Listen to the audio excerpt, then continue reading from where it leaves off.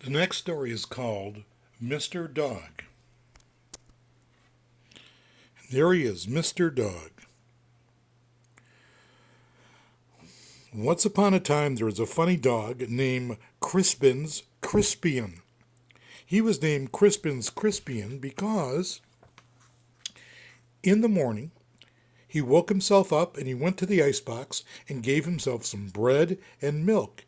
He was a funny old dog. He liked strawberries.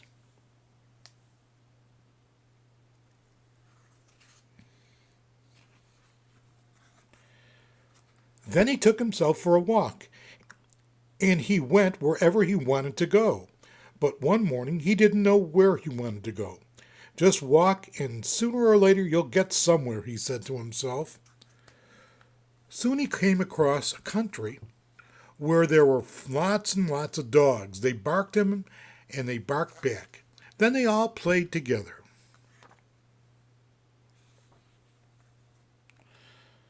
But he still wanted to go somewhere. So he walked on until he came to a country where there were lots of cats and rabbits.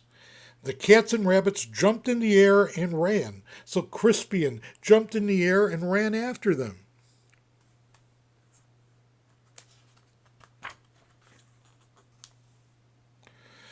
He didn't catch them because he ran bang into a little boy. Who are you? And who do you belong to? Asked the little boy. I am Crispin's Crispian, and I belong to myself, said Crispian. Who and what are you? I am a boy, said the boy, and I belong to myself. I am so glad, said Crispin's Crispian. Come and live with me. Then they went to a butcher shop. To get his poor dog a bone, Crispian said. Now, since Crispian belonged to himself, he gave himself the bone and trotted home with it. And the boy's little boy bought a big lamb chop and bright green vegetables and trotted home with Crispin's Crispian.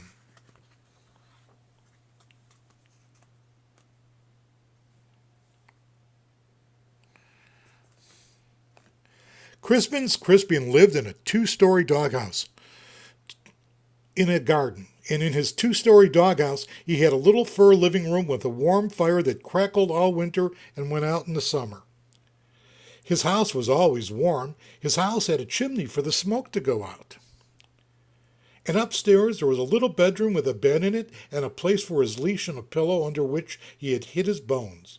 And there was plenty of room in his house for the boy to live there with him.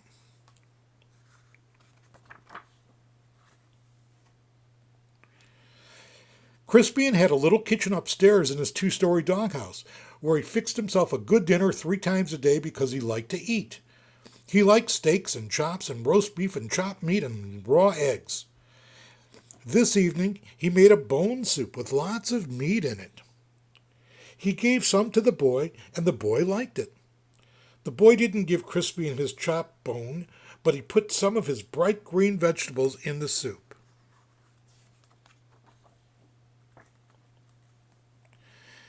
And what did Crispian do with his dinner? Did he put it in his stomach? Yes, indeed.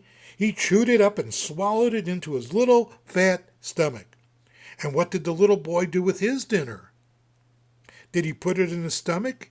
Yes, indeed. He chewed it up and swallowed it into his little fat stomach. Crispian was a conservative. He liked everything at the same time. Dinner at dinner time, lunch at lunch time, breakfast in time for breakfast, and sunrise at sunrise, and sunset at sunset, and at bedtime. At bedtime he liked everything in its own place. The cup and the saucer, the chair under the table, the stars in the heaven, the moon in the sky, and himself in his own little bed. And then what did he do? Then he curled in a warm little heap and went to sleep. And he dreamed his own dreams. That was what the dog who belonged to himself did.